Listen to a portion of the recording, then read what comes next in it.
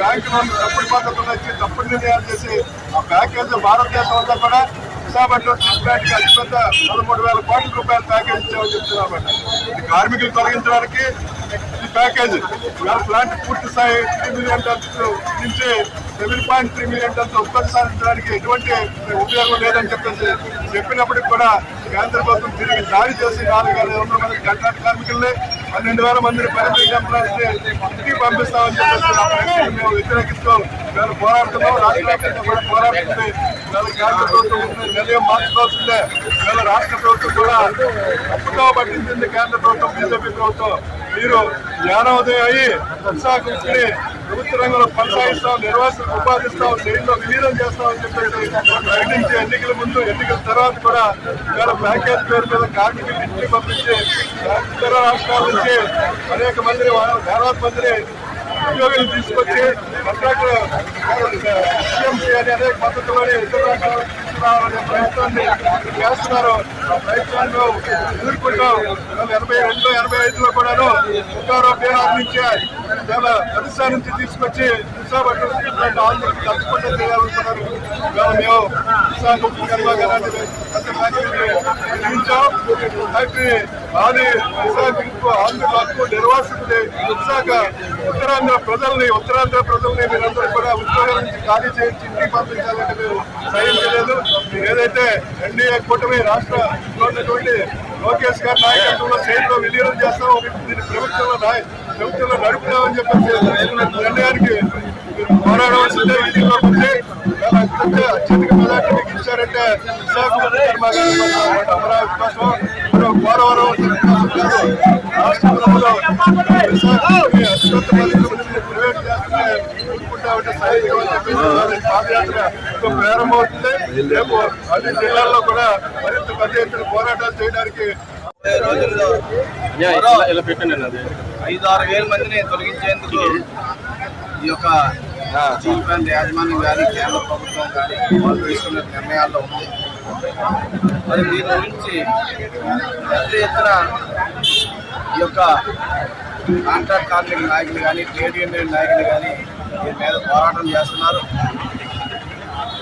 మరి మిమ్మల్ని నమ్మి మీకు పెద్ద ఎత్తున మెజార్టీ ఇచ్చి మరి కూటమి ప్రభుత్వాన్ని రాష్ట్రంలో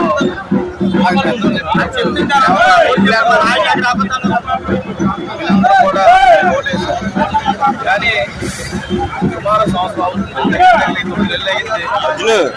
ధర్నాలో కానీ కార్యక్రమంలో కానీ పాల్గొని వీళ్ళకి మద్దతు తెలపలేదు.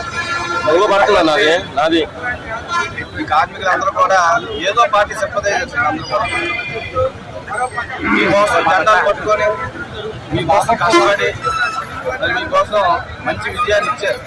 మీరు వాళ్ళ కోసం ఒకరోజు కూడా బయటకు వచ్చి మరి మేము మద్దతుగా ఉంటున్నాం, మీకోసం మేము కష్టపడి పనిచేస్తాం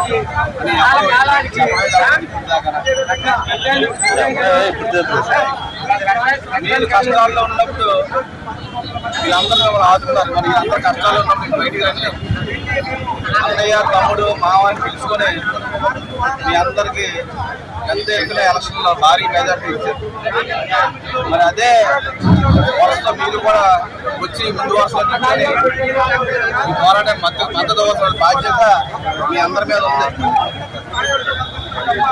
మీరు వచ్చి ఒకటి చెప్తారు మీటింగ్లో, కేంద్ర ప్రభుత్వం ఒకటి చేస్తారు. అంటే మీ మాటలకి జరుగుతున్నటువంటి పనులకి ఎక్కడ కూడా పోవటం లేదు. మీ అందరూ కూడా స్థానికులు, మీ అందరి మద్దతు ఉన్నటువంటి స్టీల్ ప్లాంట్ ఉన్నటువంటి ఎంప్లాయీస్ కానీ కాంట్రాక్ట్ లేబర్స్ కానీ అందరూ కూడా మీ యొక్క సహకారం ఉండాలి. తప్పనిసరిగా మీ మద్దతుతో ఈ యొక్క స్టీల్ ప్లాంట్ కాపాడుకునే విధంగా అందరూ పనిచేయండి.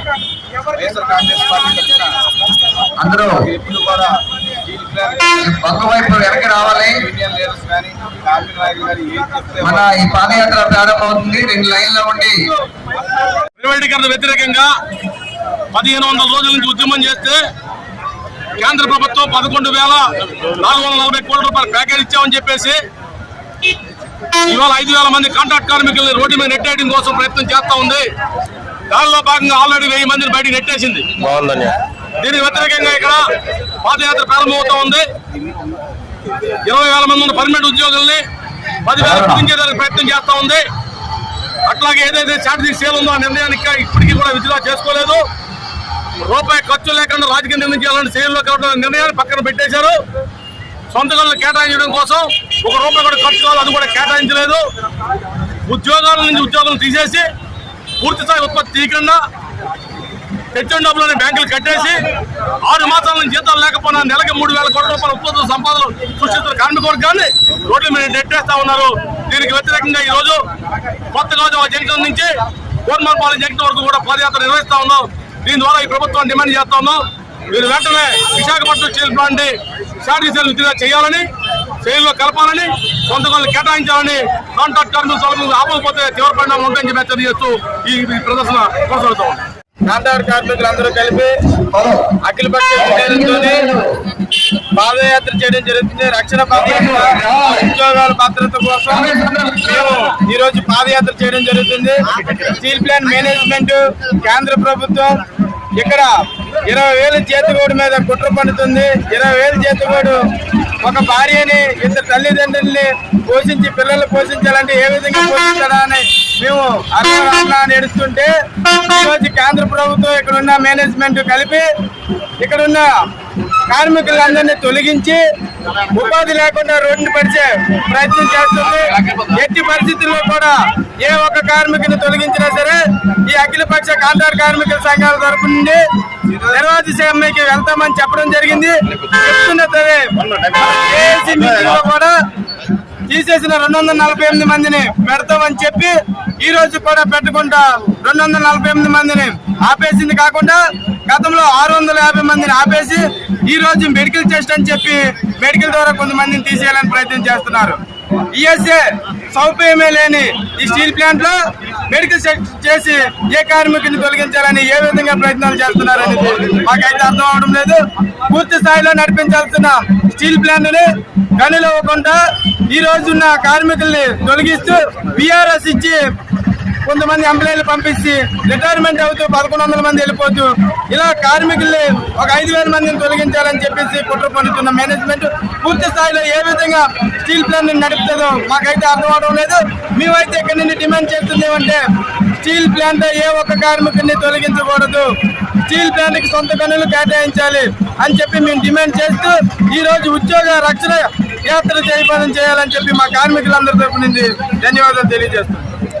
ప్రధానంగా ఈరోజు ఉద్యోగ భద్రత పేరు మీద కొత్తగాజు జంక్షన్ నుంచి కోరమాల వరకు కూడా పాదయాత్ర కాంట్రాక్ట్ వర్కర్స్ అందరూ చేయాలని నిర్ణయించడం జరిగింది. దీనికి కారణం ఏంటంటే ఏదైతే కాంట్రాక్ట్ కార్మికుల యొక్క సర్వే నెలవసం తగ్గిస్తారని చెప్పేసి దాంతోపాటు ఉద్యోగాలు కూడా తగ్గిస్తారని చెప్పేసి చెప్పడంతో వెంటనే ఫిబ్రవరి 2వ తారీఖున మేము సమ్మె ఇవ్వడం జరిగింది. సమ్మె ఇచ్చిన తర్వాత కూడా ఆర్ఎల్సీ గారు యాజమాన్యం యూనియన్ సమక్షంలో మరలా ఎవరినైతే తొలగించారో 248 మందిని యథావిధిగా రిజిస్టర్ చేసి కమిటీని వేస్తారని చెప్పి అన్నారు.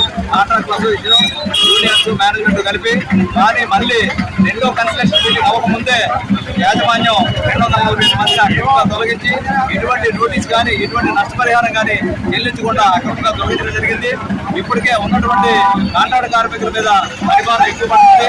ఎందుకంటే ఈరోజు స్టీల్ ప్లాంట్ లో ఉత్పత్తిలో 90% కాంట్రాక్ట్ కార్మికులే అన్ని ఏరియాల్లో ఆపరేషన్ లో మెకానికల్ లో అదేవిధంగా ఎలక్ట్రికల్ డిపార్ట్మెంట్ లో కూడా అత్యంత వేల్లో కోకౌన్ డిపార్ట్మెంట్ లో కూడా ఈరోజు పుషింగ్లు కూడా ఓన్ టాప్ మీద కూడా పనిచేస్తున్న కార్మికులు కాంట్రాక్ట్ కార్మికులు అటువంటి కార్మికులని 30 సంవత్సరాల బట్టి పనిచేస్తున్న కార్మికుల్ని అక్రమంగా తొలగిస్తారంటే చూస్తూ ఊరుకోవాల్సిన అఖిలపక్ష కార్మిక సంఘాలుగా మేము డిమాండ్ చేస్తున్నాం. అదేవిధంగా ఆల్రెడీ 26వ తారీఖున ఆర్ఎల్సీ గారి సమక్షంలో సమావేశం ఉంది. ఆ సమావేశంలో కానీ ఈ యొక్క తొలగించిన కార్మికుల్ని యథావిధిగా తీసుకోకపోయినా అదేవిధంగా మెడికల్ పేరుతో చెకప్ చేసి వాళ్ళని తొలగించాలన్నా ఇప్పుడు పనిచేస్తున్నటువంటి ఎస్ఎంఈ ఏఎస్ఎంఈ వస్తున్న ప్రతి కార్మికుడు అదేవిధంగా టెంపరీగా ఉన్నటువంటి కూడా యథావిధిగా కొనసాగించాలి. ఏ ఒక్క కార్మికుడిని కూడా తొలగించినా సరే 26వ తారీఖు తర్వాత ఒక డేట్ ఇచ్చి మొత్తం సమ్మె నిరోధక సమ్మెకి వెళ్తామని చెప్పేసి తెలియజేస్తారు.